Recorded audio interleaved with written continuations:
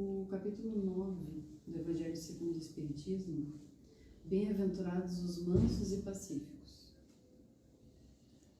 Nessa parte, nós temos inicialmente, eu escolhi os primeiros textos que se intitula Injúrias e Violências e começa com 3 textos de Mateus.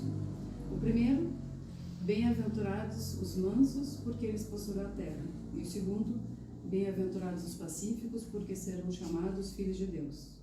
O terceiro, aprendestes o que foi dito aos antigos, não matareis. Todo aquele que matar merecerá ser condenado pelo julgamento. Mas eu vos digo que todo aquele que se colerizar contra seu irmão merecerá ser condenado pelo julgamento.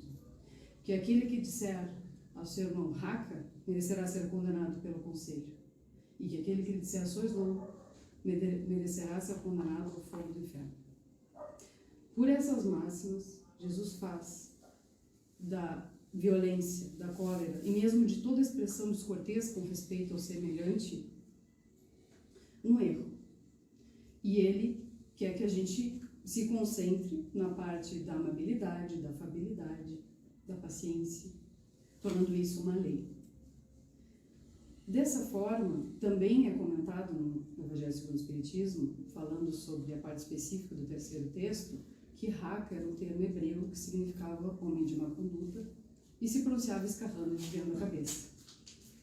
Só que o interessante é que ali ele ameaça com o fogo do inferno aquele que disser ao seu irmão, sois louco. E a pergunta que fica, por quê? Por que tamanha condenação e com tanta energia no uso de palavras?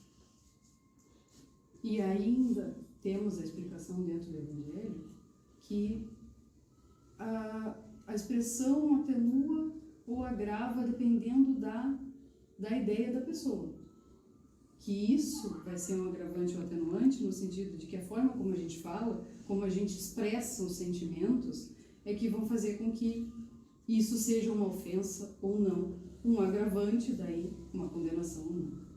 Claro que naquela época Jesus falava com pessoas de corações endurecidos e era necessário que se falasse em condenações, em ser condenados pelo conselho, ser condenado por coisas mais enfáticas do que hoje em dia. Hoje em dia basta que a gente entenda que são coisas negativas, que expressam sentimentos negativos e são coisas que a gente deve se abster, porque primeiramente faz mal para a gente mesmo. Dentro desse capítulo, a gente ainda tem falando sobre a paciência, sobre a tolerância, e é um pouquinho disso que a gente vai conversar hoje. Em primeiro momento, para a gente falar um pouquinho sobre a paciência e sobre a tolerância, e em segundo momento, falando na força que é necessária para desenvolver a paciência e a tolerância. Porque viemos de tempos em que a expressão do sentimento era dada de forma livre. As pessoas tinham ódio ou tinham amor e falavam abertamente. Hoje a gente consegue entender que é necessário que se restrinja as nossas manifestações mais genuínas, porque a gente precisa se autodominar. Mas isso é o segundo momento. Primeiro momento. Falando sobre tolerância, eu trouxe uma passagem do livro Pensamento e Vida, de Emmanuel, psicografado por Chico Xavier. No capítulo 25, Tolerância, eu peguei um trecho apenas. Fala assim: pedir que os outros pensem com a nossa cabeça seria exigir que o mundo se adaptasse aos nossos caprichos, quando é nossa obrigação adaptar-nos com dignidade ao mundo, dentro da firme disposição de ajudar. A providência divina reflete em toda parte a tolerância sábia e ativa. Nesses 2 pontos, a gente começa pensando que há uma necessidade, muitas vezes violenta até por parte das pessoas, em querer que os outros façam o que ela quer que ele faça, ou que os outros pensem como ela quer que ele pense. E é interessante que Deus nos deu o livre-arbítrio, mas a gente tem mania de querer tirar dos outros o livre-arbítrio dos outros. E olha que coisa interessante. Dói mais na gente quando a gente quer tirar o livre-arbítrio dos outros do que na pessoa quando está sendo tolhida. Porque quando a gente vira as costas, eles fazem o que eles querem. eu acho interessantíssimo que eu falo para vocês como mãe, que quer, às vezes, que o filho faça uma coisa ou faça outra, e ele não quer dar ouvido, porque ele tem um livre-arbítrio, como todo ser humano, ele preza por isso. Dessa forma, esse momento que ele fala aqui, pedir que os outros pensem com a nossa cabeça, é exatamente isso. E isso também é uma violência e é o contrário da tolerância, que a providência divina reflete em toda parte.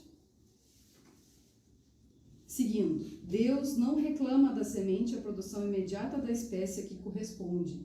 Dá-lhe tempo para germinar, crescer, florir e frutificar.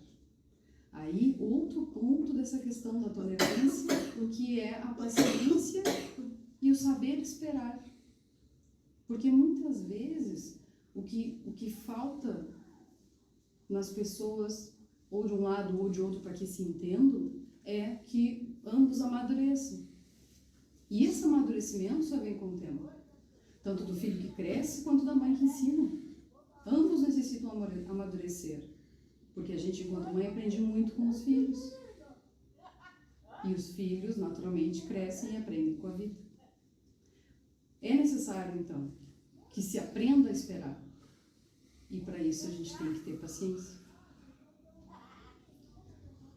Não solicita do regato improvisada integração com o mar que o espera. Dá-lhes caminhos no solo, ofertando-lhe o tempo necessário à superação da marcha. Aqui segue falando na questão de Deus dando paciência. Assim também, de alma para alma, é imperioso não tenhamos qualquer atitude de violência. Porque quando não se tem paciência, o primeiro ímpeto não é da violência. O primeiro ímpeto não é de dar um empurrão para ver se a pessoa vai. Isso não é violência. A brutalidade do homem impulsivo e a irritação do enfermo deseducado, tanto quanto a garra no animal e o espinho na roseira, representam indícios naturais da condição evolutiva em que se encontra. Aí outro momento em que fala da questão do amadurecimento. É necessário que haja amadurecimento, para que com isso a pessoa crescendo consiga se conscientizar e desenvolver a paciência. Porque a paciência não é algo que se nasce com ela, infelizmente. É algo que deve ser desenvolvido. E o interessante é que a paciência se desenvolve conforme se vai trabalhando, como um músculo, que a gente para desenvolver tem que trabalhar e repetir. A paciência também é assim. Soube de um caso de uma pessoa que dizia numa palestra: eu pedi a Deus para ser paciente e apareceram várias oportunidades para testar a minha paciência. Porque é assim que a gente desenvolve. Antes de reencarnar, a gente pede para ser paciente. Nessa, eu vou querer ser paciente. A gente não nasce irmão do Buda. A gente nasce irmão de pessoas ou pais que exercitam a nossa paciência. E é nesse exercício que a gente amadurece, que a gente cresce e que a gente percebe o quanto isso só nos agrega, só nos faz bem. E o interessante disso é que tudo muito interessante, por isso que eu falo assim, mas é incrível como se a gente for perceber tudo que Jesus nos ensina, embora ele naquela época fosse necessário que ameaçasse com conselho, tudo faz bem pra gente. Eu li em algum lugar algo que dizia assim: se nós soubéssemos o quanto nos faz bem ser bom, seríamos por egoísmo. Por quê? Exercitar esse tipo de coisa só nos faz bem. A paciência é uma dádiva que só nos agrega. Prosseguindo. Opor ódio ao ódio é esperar a destruição. Aí a gente só aumenta a questão. Uma pessoa está sem paciência, outra também, daqui a pouco já dá problema. O autor de qualquer injúria invoca o mal para si mesmo. Aqui falando o contrário daquilo que eu estava falando sobre o bem faz bem para a gente, o mal faz mal primeiro para a gente. Em vista disso, o mal só é realmente mal para quem pratica. Revidá-lo na base de inconsequência em que se expressa é assimilar-lhe o veneno. É imprescindível tratar a ignorância com o carinho medicamentoso que dispensamos ao tratamento de uma chaga. Porquanto, golpear a ferida sem caridade será o mesmo que converter a moléstia curável num aleijão sem remédio. Ou seja, tratar a ignorância com carinho medicamentoso é o necessário. Se nós estamos tratando com uma pessoa que está sem paciência, é o mesmo que nós curarmos um arranhão na mão. A gente vai botar um band-aid, né? Agora, se a gente tratar uma pessoa com impaciência de forma pior ainda, mais impaciência ainda, como se a gente pegasse um arranhãozinho e desse no arranhão para ver se ele cura. Ele não vai curar, só vai piorar. E aqui eu dou por fim essa parte do livro Pensamento e Vida, embora ele prossiga, falando sobre a tolerância e dizendo na necessidade da gente ter paciência com as pessoas, para agora tratar um pouquinho da outra parte que falava sobre a necessidade da força moral para que exercitemos a paciência. Porque quando muitas pessoas leem Bem-aventurados os mansos, as pessoas pensam, então tá, né? Faz o que quiser com a pessoa e ela fica lá rindo, ainda sorrindo e falando Deus te abençoe. Não, para ser manso, para ser pacífico, é muito difícil. Não é fácil. Quem já tentou pacificar sabe, né? Aquela pessoa que tu explica, né? Ou às vezes quando a gente está impaciente, que a pessoa está te explicando, tu está ficando nervosa porque tu está nervosa, sabe? E aí só vai piorando, aí tu fica pensando, meu Deus, me ajuda. Então, é muito difícil. E essa necessidade de que a gente exercite a paciência serve para que a gente consiga lidar com os outros e se fortalecer. Um exemplo prático. Tem um escritor que escreveu 7 Hábitos das Pessoas Altamente Eficazes, Stephen Covey. E o interessante dele, que eu vim trazer para vocês hoje, é o princípio 90/10. O princípio 90/10 que ele fala é que 10% do que acontece na vida da gente não dá pra gente mudar, mexer, fazer, a gente não tem gerência sobre 10%. Mas 90% do que acontece com a gente é desenvolvido a partir das nossas reações aos 10% que acontecem. Um exemplo. Você acorda de manhã e pensa, vou botar a minha camisa branca, aquela que eu quase não uso, porque branca eu não uso para permanecer branco, mas hoje eu vou usar a minha camisa branca, porque hoje eu estou feliz, e hoje eu quero usar a minha camisa branca, e hoje eu vou bonito no escritório. A pessoa bota a camisa branca, se organiza, e quando vai sentar na mesa para o café, senta, e a filha vai pegar alguma outra coisa e derrama a xícara de café na sua camisa branca, linda, que você quase não usa, porque afinal de contas, branco é difícil manter branco. A primeira atitude que você tem é de pensar, droga, minha camisa branca, né? Você vira para a criança, grita, tem aquele descontrole, a criança chora, e você sai para trocar de roupa. Troca de roupa, pensa, nem vai dar tempo de voltar de molho. Né? Quando volta para a cozinha, seu cônjuge está ali olhando com cara de poucos amigos e tentando acalmar a criança que não parou de chorar ainda. Você pensa, não vai dar tempo nem de engolir o café, serve um café de qualquer jeito e o cônjuge vira e diz, estou indo para o trabalho, senão vou me atrasar, leva a criança. Por quê? Porque a van que buscava a criança passou, ela estava chorando, não arrumou as coisas, não deu tempo de pegar. Você pensa, ok, eu levo. Engole aquela xícara de café, sabe que fica com a língua de boi, assim, de tão quente? Vai. Pega a criança, pega o celular, as chaves, vamos de uma vez. Entra no carro e quando sai pela rua, percebe que pegou o horário de pico, porque se atrasou.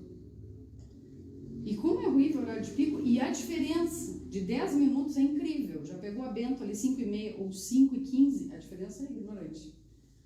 Então ele está lá. Você está lá com a criança, emburrada atrás, lógico, indo para levar a menina para a escola, naquele trânsito horrível e pensando o que eu fiz para merecer isso. E quando chega na frente da escola, vai pedir desculpa, tentar se redimir, a criança já partiu, nem olha para trás, indignadíssima. Aí tu pensa, eu mereço. Vira, vai para o escritório, chega atrasado, o chefe já olha com aquela cara, né? E aí tu pensa, tá bom, né? Só que quando chega lá, percebe que esqueceu a mochila com o notebook em casa. E aí pensa, bom, é isso, eu mereço. Você acorda de manhã, pensa, hoje eu vou botar minha camisa branca, aquela que eu não uso quase nunca, porque afinal de contas branco nem sempre permanece branco, mas hoje eu quero ir bonito pro escritório. Senta para tomar café. E a sua filha, sem perceber, quando vai pegar uma coisa, derrama a xícara em cima de você. Você olha para a criança, ela já olha assustada, pensando, vai vir. E você diz, não, filho, tudo bem, isso acontece. Levanta, vai trocar de camisa. Pensa, não, são coisas materiais. Né? Quando está terminando de se vestir, olha pela janela, a criança está pegando a van, vira para trás a van, feliz, manda beijo. Você sai para chegar na cozinha, o seu cônjuge já preparou uma térmica com café, não, vai tomando o caminho. Você pega o notebook, pega o celular, a chave, entra no carro. E quando pega a rua, pensa, nossa, que coisa linda chegar 15 minutos mais cedo no horário e não pegar rush. Olha, desliza. O carro só vai, sabe? Quando chega no escritório, ainda chega antes do chefe. Qual foi a diferença? Foi o café que a criança derramou? Foi o trânsito que estava ruim? Ou foi o trânsito que estava bom depois? Ou a culpa foi da camisa branca? Esse princípio fala exatamente sobre isso, sobre essa necessidade que a gente tem de controlar as nossas emoções e os nossos sentimentos, para que eles não tomem conta de nós e façam com que a gente acabe metendo os pés pelas mãos e fazendo coisas que depois a gente se arrepende.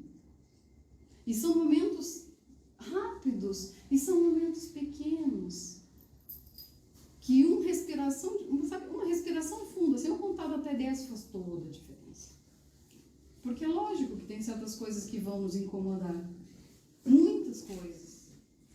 Mas com o passar do tempo, até mesmo essas coisas vão passar a se tornar mais triviais, mais fáceis de tolerar. Porque é um aprendizado. A paciência é um aprendizado, a tolerância é um aprendizado e o autocontrole também é um aprendizado. E tudo isso envolve a paciência com os outros e com a gente mesmo. Porque a gente também tem que ter paciência com a gente mesmo. Porque muitas vezes a gente não vai fazer de acordo com o que a gente espera, com o que a gente se propõe, e a gente vai colher frutos desnecessários, né? Que a gente não queria, porque a gente não soube se controlar naquele momento. Mas sempre vem outro dia, como diz no livro Nosso Lar, que eu amo. O bom da vida é que é sempre tempo de recomeçar. E sempre dá para recomeçar. É interessante como a natureza nos mostra isso e o quanto nos é educadora. Quando a gente pensa todo dia o sol, ou quando não tem sol tem a chuva, mas enfim, todo dia levanta o dia, todo dia cai a noite. A planta cresce, as coisas se desenvolvem com o tempo. Se tu planta limão, nasce limão. Se tu planta laranja, nasce laranja. E tudo isso são coisas que servem para que a gente perceba a grandiosidade dos ensinamentos pequenos da natureza. E, para finalizar, eu trouxe um poema de Maria Dolores, chamado Cantiga da Esperança, que eu acho que fala um pouco sobre tudo isso. Sobre a questão da gente saber esperar, sobre a questão da gente acompanhar a natureza, sobre a questão da gente aprender com a natureza a esperar. Alma querida, por mais que o mundo te atormente, a fé simples e boa, por mais te lance gelo na alma crente, na sombra que atraiçoa. Alma sincera, escuta, sofre, tolera, aprende, aperfeiçoa. Porque de esfera em esfera, ninguém consegue a palma da vitória sem apoio na luta.